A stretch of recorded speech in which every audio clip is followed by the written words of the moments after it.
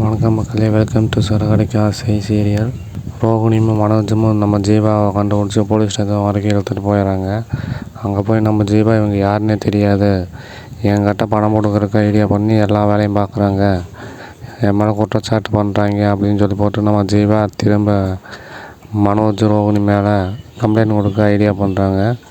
அதுக்கு இருந்துட்டு ஆல்ரெடி 6 மாதத்துக்கு முன்னாடி உங்கள் மேலே நான் இவங்க 2 பேர் கம்ப்ளைண்ட் கொடுத்துட்டாங்க, ஆல்ரெடி நீங்கள் தான் தப்பு பண்ணியிருக்கீங்க அப்படின்னு சொல்லிட்டு நம்ம போலீஸ் சொல்ல, இல்லை சார் நான் ஒன்றும் பண்ணல, இவங்க தான் என்னை ஏமாற்ற பார்க்குறாங்க அப்படின்னு சொல்கிறாங்க. நான் கனடா போகணும், என்னை விடுங்க, நான் கிளம்புறேன் அப்படின்னு சொல்லி போட்டு போலீஸ் ஸ்டேஷன் ஜீவா சொல்ல, அப்படியெல்லாம் விட முடியாது, உங்கள் மேலே கம்ப்ளைண்ட் ரைஸ் ஆகிருக்குது, நான் கண்டிப்பாக விசாரிச்சு தான் ஆகணும் அப்படின்னு சொல்லலாம் நம்ம போலீஸை. சரி சார், இப்போ என்ன தான் பண்ணுறது அப்படின்னு சொல்லி கேட்க, அவங்க வக்கீல்கிட்ட கேட்டு சொல்லுங்கள் என்ன பண்ணலான்னு அப்படின்னு சொல்லி நம்ம வக்கீல்கிட்ட ஜீவாவை கேட்க சொல்கிறாங்க. போய் தனியாக போய் பேசிட்டு வான்னு சொல்லிட்டு அனுப்பிடுவாங்க. 2 பேரும் போய் தனியாக பேசுகிறாங்க. எப்படியும் நீங்கள் கனடா போகணுன்னா கண்டிப்பாக காம்ப்ரமைஸாக போய் தாக்கணும், கண்டிப்பாக அவங்க கேட்குற பணத்தை கொடுத்துருங்க அப்படின்னு சொல்லி போட்டு நம்ம வக்கீல் சொல்ல, சரின்னு சொல்லி போட்டு கொடுக்குறக்கு ஐடியா பண்ணுறாங்க. சரி சார், நான் பணத்தை கொடுத்துட்றேன் அப்படின்னு சொல்லி போட்டு ஜீவா சொல்கிறான்.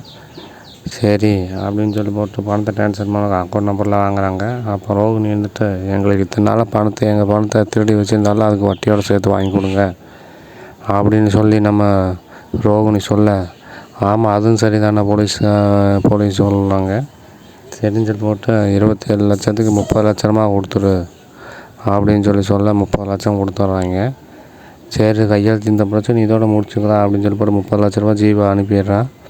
நம்ம ரோகிணியும் முத்துவும் சாட்சி கையெழுத்து போடுறாங்க. நம்ம மனோஜுக்கு ரோகிணி கையெழுத்து போடுறான், நம்ம ஜீவாவுக்கு முத்து கையெழுத்து போடுறான். ஏன்னா நம்ம ஜீவாவுக்கு சாட்சி கையெழுத்து வக்கீல் போடக்கூடாதுன்னு சொல்லி போட்டு அவனுக்கே தெரியாமல் முத்து கிட்ட கையெழுத்து வாங்கிக்கிறாங்க.